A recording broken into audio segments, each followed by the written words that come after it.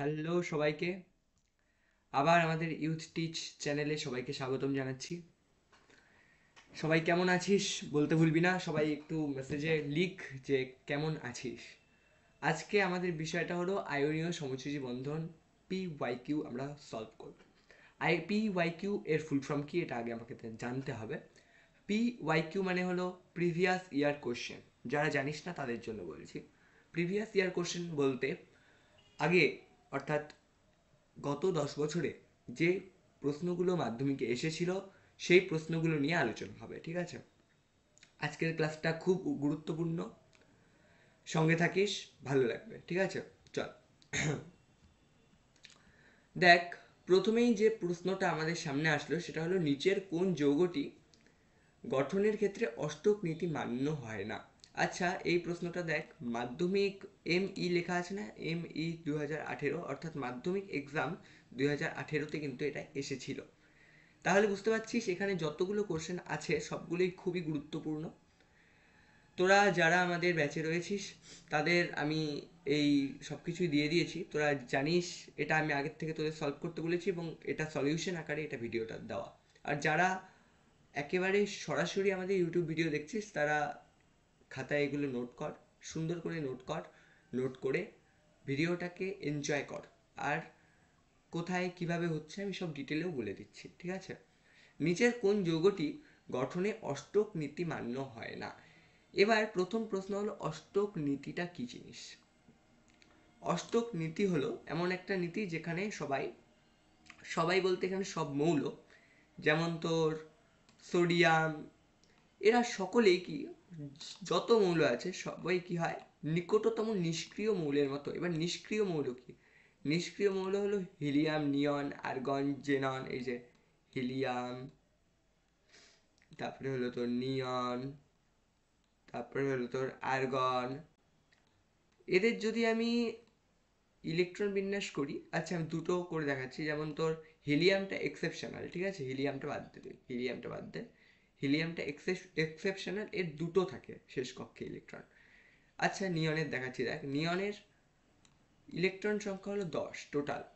তাহলে প্রথম কক্ষে, মানে কে কক্ষ বলা হয় প্রথম কক্ষ, তোরা জানিস, এবং এল কক্ষ, এম কক্ষ, এরকম KLMN করে চলতে থাকে। প্রথম কক্ষে সর্বোচ্চ ইলেকট্রন রাখা যায় হলো দুটো, রাখলাম দুটো। তাহলে আমার কাছে বেঁচে থাকছে 8টা। দেখ 8টা কিন্তু আমার এল কক্ষে। তার মানে কি শেষ কক্ষে 8টা ইলেকট্রন আছে। তার মানে এটা কি নিষ্ক্রিয় গ্যাস। আর্গন কি? আর্গনের 18টা টোটাল ইলেকট্রন সংখ্যা, মানে প্রোটন সংখ্যা আর ইলেকট্রন সংখ্যা সবসময় সমান হয়। কি? প্রোটন সংখ্যা আর ইলেকট্রন সংখ্যা জেনারেলি সমান হয়, এটা একটু মনে রাখতে হবে, ঠিক আছে? চল, আমি কিন্তু জাস্ট এখানে অষ্টক নীতিটা বলছি, যারা আমার আগের ক্লাসটা করেছিস তারা এটা আরো ভালো করে ক্লিয়ার। চল, যারা করিস নাই তারা একটু ওটা দেখে নিস। আর তাছাড়াও এখানে আমি বলে দিচ্ছি, দেখ প্রথমে দুটো ইলেকট্রন রাখা যায়, আর্গনেরটা করছি, দুটো ইলেকট্রন, তারপরে 8টা রাখা যায়, 8টা। দেখ 10টা আমি অলরেডি রেখে দিলাম, আর 8টা আমার বেঁচে রইলো, 8টা এম কক্ষে রাখলাম। এখানেও দেখ শেষ কক্ষে 8টা, তার মানে এটা কি নিষ্ক্রিয় গ্যাস। কি এটা? নিষ্ক্রিয় গ্যাস। পরীক্ষায় জাস্ট আগুন লাগিয়ে দিতে হবে, পরীক্ষা একদম পুরো ছেপে রেখে দেওয়া হবে, ঠিক আছে? পরীক্ষা যেন একটা কোশ্চেন বাদ না যায়। চল, পরীক্ষায় 2,4-D দিয়ে চলে আসবো, আমাদের তো জানিসই ফেমাস 2,4-D। আর এরকমই সবাই, মানে যত মৌল আছে সবাই শেষ কক্ষে 8টা ইলেকট্রন রাখতে চায়, ঠিক আছে? এটাই হলো তোর অষ্টক নীতি। চল এবার আমি বলি, দেখ এবার আমি অষ্টক নীতিকে মান্য করে না। যার দুইয়ের কাছাকাছি, তোর হিলিয়ামের কাছাকাছি, অর্থাৎ 2 পরমাণু ক্রমাঙ্কের কাছাকাছি যে সমস্ত মৌল, তারা অষ্টক নীতি মান্য করে না। সোডিয়াম, সোডিয়াম কিন্তু দেখ 11 নাম্বার, 2-এর অনেক দূরে। ক্লোরিন 17 নাম্বার, চান্সই নেই। পটাশিয়াম, পটাশিয়াম কত number? Potassium 19 number. Chlorine 17 number. মৌল, এগুলো পরমাণু ক্রমাঙ্কের কথা বলছি, মানে অনেক দূরে দূরে। Calcium 20, oxygen 8। তাহলে এগুলো একটা 2-এর কাছাকাছি না। কিন্তু লিথিয়াম দেখ, লিথিয়ামের পরমাণু ক্রমাঙ্ক 3। হাইড্রোজেন, হিলিয়াম, লিথিয়াম 3, আর হাইড্রোজেনের 1। এই দুটোই দেখ 2-এর কাছাকাছি, অর্থাৎ হিলিয়ামের কাছাকাছি। 2 পরমাণু ক্রমাঙ্ক বা হিলিয়ামের কিন্তু খুব নিকটবর্তী। তার জন্য এটার অ্যান্সার হয়ে যাবে লিথিয়াম হাইড্রাইড। ঠিক আছে, একদম সহজ পদ্ধতি, আমি জাস্ট ট্রিক বলে দিলাম একটা, কিভাবে তোরা সহজে এগুলোর অ্যান্সার করতে পারিস। আর এগুলো তো জানিসই তোরা পরীক্ষা আসবে, আমি যখন বলেছি আসবে। আর তাছাড়া আমার একবার বড় করে করা আমার দায়িত্ব, আমি বলে দিচ্ছি। দেখ, লিথিয়াম রাখলাম, হাইড্রাইড রাখলাম, এখানে তো 3টা ইলেকট্রন ছিল লিথিয়ামের, হাইড্রোজেনের 1টা ইলেকট্রন। সকলে চাবে যে 2টো ইলেকট্রন যেন শেষ কক্ষে থাকে। কেন চাবে? কারণ ওরা কি করবে, এর দ্বারা দ্বৈত সূত্র বলে একটা সূত্র হয়, ওটা দ্বৈত সূত্রটা তাহলে প্রযোজ্য হবে। তার জন্য ওরা কি করবে, এই লিথিয়াম হাইড্রোজেন আর কি, হাইড্রোজেন লিথিয়ামের কাছে, লিথিয়াম একটা মেয়ে আর হাইড্রোজেন ছেলে, মেয়ে পক্ষর কাছ থেকে বলবে যে আমাকে যৌতুক দাও। তা ও কি করবে, লিথিয়াম মানে মেয়ে পক্ষ কি করবে, ছেলে পক্ষকে এই যে এই একটা ইলেকট্রন যৌতুক দিয়ে দিবে। তাহলে দুটোই খুশি, লিথিয়াম প্লাস এবং হাইড্রোজেন কিন্তু মাইনাস হবে, আয়ন গঠন করবে। ঠিক আছে, তাহলে এটার অ্যান্সার হবে লিথিয়াম। আমি সব কিন্তু করে দিলাম। চল সেকেন্ড কোশ্চেনে যাওয়া যাক। আর কতটা বুঝতে পারলি আমাকে বলবি, ঠিক আছে? এতটা ডিটেলে কিন্তু কেউ একটা PYQ কোশ্চেন মানে কোশ্চেন সলভিং এর ভিডিওতে কিন্তু এতটা ডিটেলে কেউ বলবে না। তোদের শর্ট ট্রিক প্রথমে বুঝিয়ে তারপর বড় ট্রিকও বুঝিয়ে দিলাম। আর চাইবো যে তোরা শর্ট ট্রিক একবার জাস্ট দেখে বুঝে যাস, ঠিক আছে? চল দ্বিতীয়, সোডিয়াম ক্লোরাইড যৌগের কোনটি এখানে কোনটি সঠিক, এটাই আর কি বলছে। জলীয় দ্রবণে তড়িৎ পরিবহন সম্ভব সোডিয়াম ক্লোরাইড। সম্ভব তো অবশ্যই, জলীয় দ্রবণে অবশ্যই সম্ভব, এটা আমি রায় দিতে পারি, সম্ভব। অণুতে সমযোজ্যতা দেখায়, সোডিয়াম ক্লোরাইডের অণু নেই, এটা ভুল। সমবায়বতা দেখায়, এটাও ভুল। সমবায়বতা দেখানো মানে একমাত্র সম যোজী যৌগে, সমযোজী যৌগে সমবায়বতা দেখা যায়, ঠিক আছে? এটা ভুল হবে। কঠিন অবস্থায় গলনাঙ্ক খুব কম, অবশ্যই না। সোডিয়াম ক্লোরাইড একটা আয়নীয় যৌগ, তোরা সকলেই জানিস। তোরা জানিস যে সোডিয়াম ক্লোরাইড কিভাবে তৈরি হয়।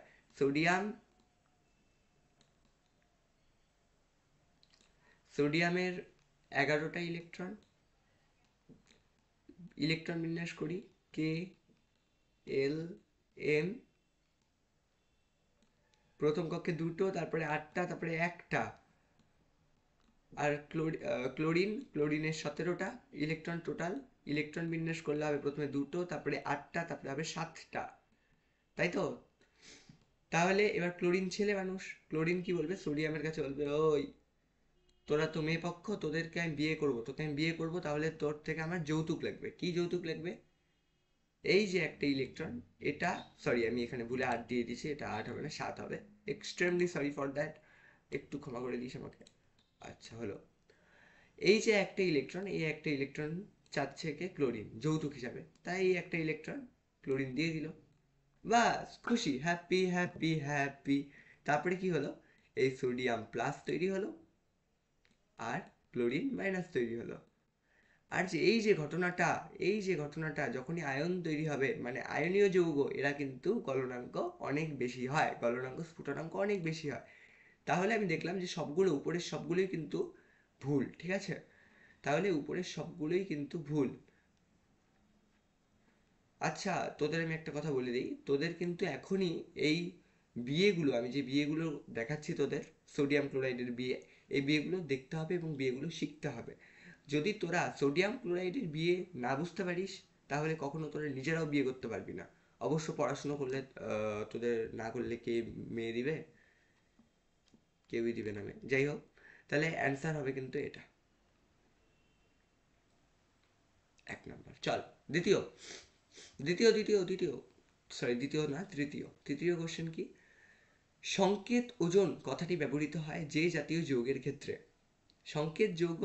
সংকেত ওজন এটা ব্যবহৃত হয় অবশ্যই আয়নীয় যৌগের ক্ষেত্রে, সমযোজী যৌগের ক্ষেত্রে ব্যবহৃত হয় না। কেন আমি জাস্ট বলে দিচ্ছি, এটা আমি ডিটেল ব্যাচে বলে দিয়েছিলাম, যারা ব্যাচটা নিবি তাদের জন্য আমি লাস্টে একটু কথা বলবো, থাকবি তোরা। সংকেত ওজন ব্যবহৃত হয় আয়নীয় যৌগে। কেন? কারণ আয়নীয় যৌগে বিচ্ছিন্ন অণুর অস্তিত্ব থাকে না, তোরা জানিস। আর সমযোজী যৌগে বিচ্ছিন্ন অণুর অস্তিত্ব থাকে। আমরা O2 এটা একটা অণু, এর কিন্তু সমযোজী গঠনটা করেছি, সমযোজী স্ট্রাকচারটা আমরা করেছি।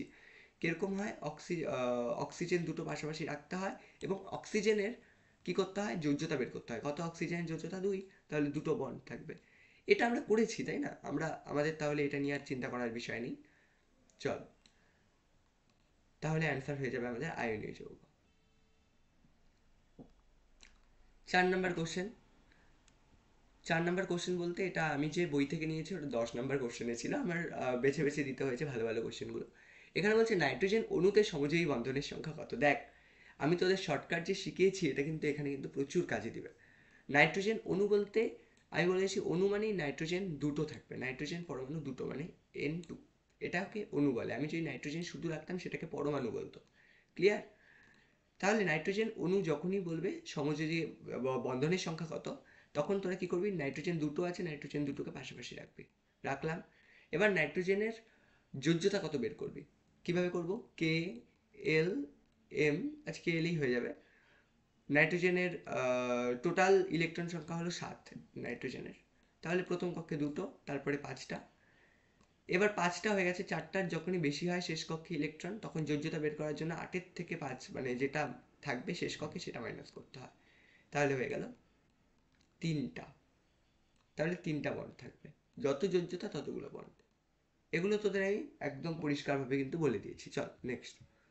বলছি লিথিয়াম হাইড্রাইড যৌগে ক্যাটায়ন হলো, ক্যাটায়ন বলতে যার মাথায় প্লাস চার্জ হবে। চল লিথিয়াম হাইড্রাইডটা দেখি। লিথিয়াম হাইড্রাইড আবার দেখ, আবার কিন্তু এখানে বিয়ে অর্থাৎ লিথিয়াম এবং হাইড্রোজেনের বিয়ে কিন্তু আমি দিচ্ছি। তাহলে বুঝতে পারছিস বিয়েটা কত ইম্পর্টেন্ট। তাই তো আমাদের জীবনে সব থেকে বেশি ইম্পর্টেন্ট বিয়ে, বিয়ে না হলে কিচ্ছু হবে না। মানে তুই যেটা ভাবছিস ওটাও হবে না, বুঝছিস তো। আচ্ছা চল, লিথিয়াম আর হাইড্রোজেন। লিথিয়াম হলো তোর 3 আর হাইড্রোজেন হলো 1। ইলেকট্রন বিন্যাস করব কে এল এম, তাই তো। প্রথম কক্ষে দুটো, তারপরে কক্ষে একটা, আর এখানে তো একটাই আছে, একটা। তাহলে শেষ কক্ষে দুটো ইলেকট্রন রাখতে চায় সবাই। এ কি করবে, হাইড্রোজেন, হাইড্রোজেন লিথিয়ামের কাছে অর্থাৎ মেয়ে পক্ষের কাছে, হাইড্রোজেন ছেলে পক্ষ, লিথিয়াম মেয়ে পক্ষ। মেয়ে পক্ষের কাছে যৌতুক চাবে 1টা টাকা, মানে একটা ইলেকট্রন, একটা ইলেকট্রন দিয়ে দিবে মেয়ে পক্ষ। তারপরে ওরা কি গঠন করবে, যে দিয়ে দিবে ইলেকট্রন তার কাছে প্রোটনের পরিমাণ বেড়ে গেল, তার মানে লিথিয়াম প্লাস। আমার আগের ক্লাসটা করতে হবে যদি তোরা চাস যে ব্যাপারটা আরো ভালো করে বুঝতে। লিথিয়াম প্লাস তৈরি হবে এবং হাইড্রোজেন মাইনাস তৈরি হবে। ক্লিয়ার? তার মানে ক্যাটায়ন কি, ক্যাটায়ন মানে যার মাথায় প্লাস থাকবে সে হলো ক্যাটায়ন, আর যার মাথায় মাইনাস থাকবে সে হলো অ্যানায়ন। এটা মনে রাখতে হবে। তাহলে কে উত্তর কি হবে, উত্তর ক্যাটায়ন হলো, এখানে ক্যাটায়ন বের করতে বলছে, তাহলে উত্তর হলো লিথিয়াম প্লাস। চল নেক্সট। নেক্সট কোশ্চেন, তড়িৎযোজী যৌগটি হলো, এখানে তড়িৎযোজী যৌগ কোনটি। তড়িৎযোজী যৌগ কখন হবে, দেখ এটা শর্টকাট আমি ট্রিক শিখিয়ে দিচ্ছি, তোদের আর্ট করতে হবে না। তড়িৎযোজী যৌগে একটা ধাতু অবশ্যই থাকবে, একটা ধাতু অবশ্যই থাকবে, তাহলেই তড়িৎযোজী যৌগ হবে। চল, হাইড্রোজেন, হাইড্রোজেন কি ধাতু না, এখানে দেখ হাইড্রোজেন তাহলে হচ্ছে না। আচ্ছা হাইড্রোজেন আর ফ্লুরিন, এখানে হাইড্রোজেন কি ধাতু না, ফ্লুরিন কি ধাতু না, তাহলে একটাও না, হচ্ছে না। ঠিক আছে। আচ্ছা নাইট্রোজেন কি ধাতু না, হাইড্রোজেনও ধাতু না, হচ্ছে না। কিন্তু দেখ ক্যালসিয়াম কিন্তু একটা ধাতু, লাস্টে আম আছে, যেখানেই আম থাকবে সেটা ধাতু। ক্যালসিয়াম তাহলে ধাতু, তাহলে কি ক্যালসিয়াম হলো তড়িৎযোজী যৌগ। এভাবে কিন্তু আমরা সহজেই কিন্তু বের করতে পারবো।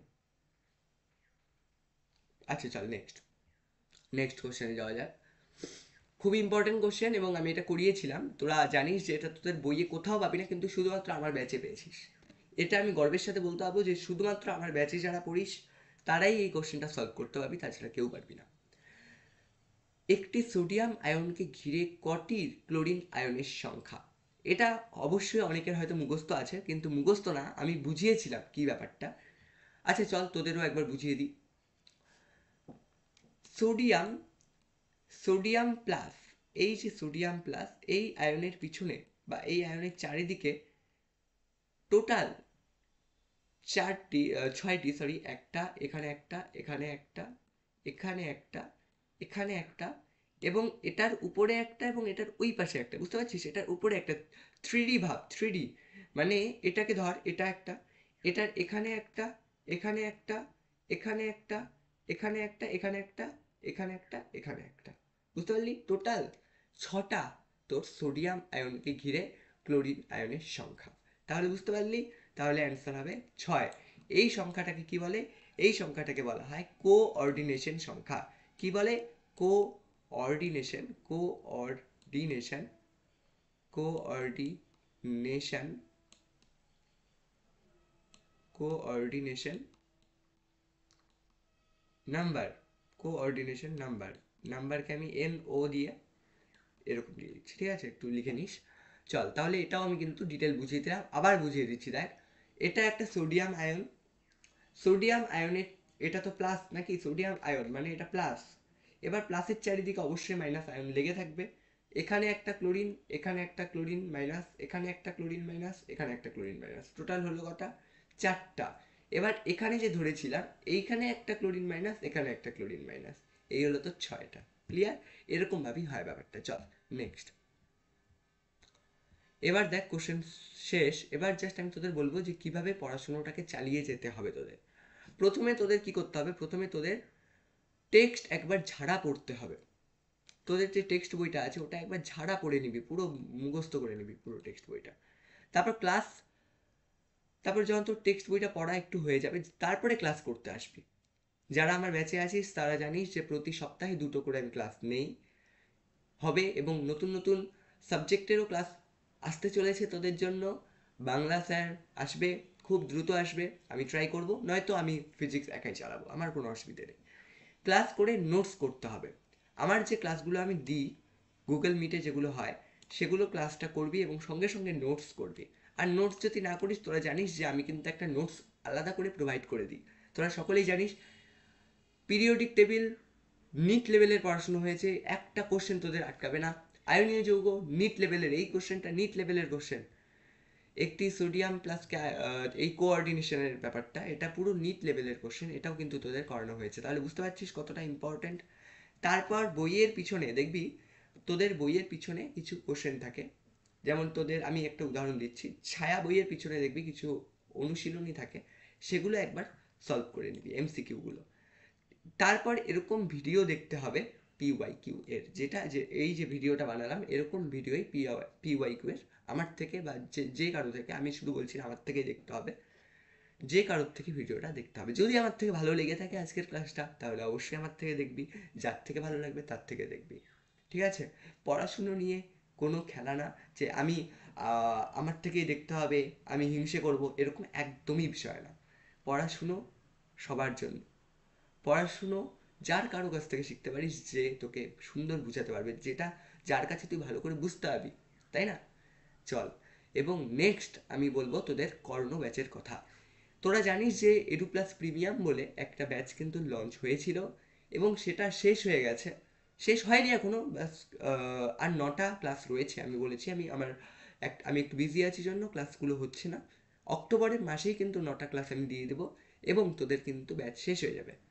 এবং যারা কর্ণ ব্যাচ নিবি তাদের বলবো যে অক্টোবর মাসের মধ্যবর্তী সময় থেকে কর্ণ ব্যাচ এবং বোর্ড বুস্টার ব্যাচ, এখান থেকেই পুরো বোর্ডের ক্লিয়ার হয়ে যাবে, ঠিক আছে? বোর্ড বুস্টার ব্যাচ লঞ্চ কিন্তু অলরেডি হয়ে গেছে, ঠিক আছে?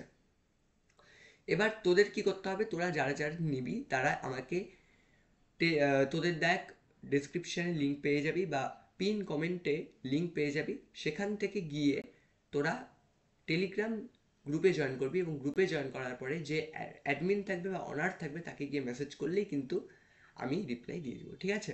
বা ওখানে গিয়ে যে কাউকে জিজ্ঞেস করবি তোরা কিন্তু পেয়ে যাবি, এবং সেখানে তোরা আমার সাথে ডিরেক্ট কন্ট্যাক্ট করতে পারবি এবং ডিরেক্ট যে কোনো ডাউট কিন্তু ক্লিয়ার করতে পারবি, ঠিক আছে? এবং এখান থেকে কী কী পাবি দেখ, এই ব্যাচ নিলে ফিজিক্যাল সায়েন্সের সেরা ক্লাস, এটা অবশ্যই তোরা জানিসই। ক্লাস মুড কী হবে? ক্লাস লাইভ ক্লাস হবে এবং রেকর্ডও থাকবে, ঠিক আছে? সপ্তাহে একটা লাইভ ক্লাস দেবো এবং একটা ডাউট সলভিং ক্লাস দেবো, এবং প্লাস বুঝাবো, এবং টোটাল তোদের আরেকটা ক্লাস আসবে, সেটা লিখতে ভুলে গেছি, মানে টোটাল তো 3টে ক্লাস আসবে সপ্তাহে। ক্লিয়ার?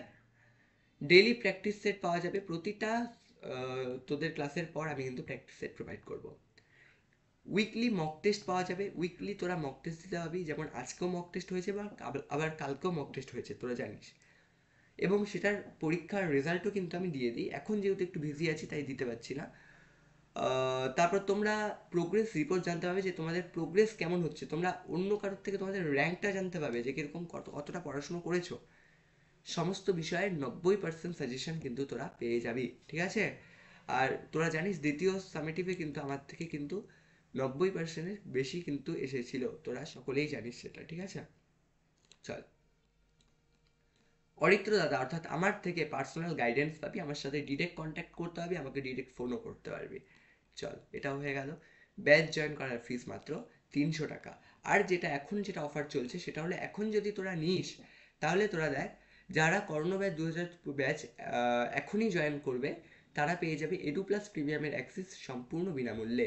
মানে এই ব্যাচটা নিয়ে নিলে তোরা এডু প্লাস যে প্রিমিয়াম আছে সেটার অ্যাক্সেস কিন্তু পুরোটা বিনামূল্যে পেয়ে যাবি, এবং সারা জীবন সেটা ব্যাচটা চলবে। মানে তোদের কাছে থেকে যাবে, ব্যাচটা বন্ধ হয়ে যাবে, ক্লাস দেওয়া বন্ধ হয়ে যাবে, কিন্তু ব্যাচটা সারা জীবন চলবে। সেখানে যে নোটগুলো দেওয়া আছে সেগুলো কিন্তু তোরা কাজে লাগাতে পারবি। তার জন্য একটুকু দেরি করিস না, তাড়াতাড়ি করে জয়েন করা। ভিডিওটা কেমন লাগলো বলতে ভুলবি না, সাবস্ক্রাইব লাইক করতে কিন্তু একদম বলবি না। By everyone.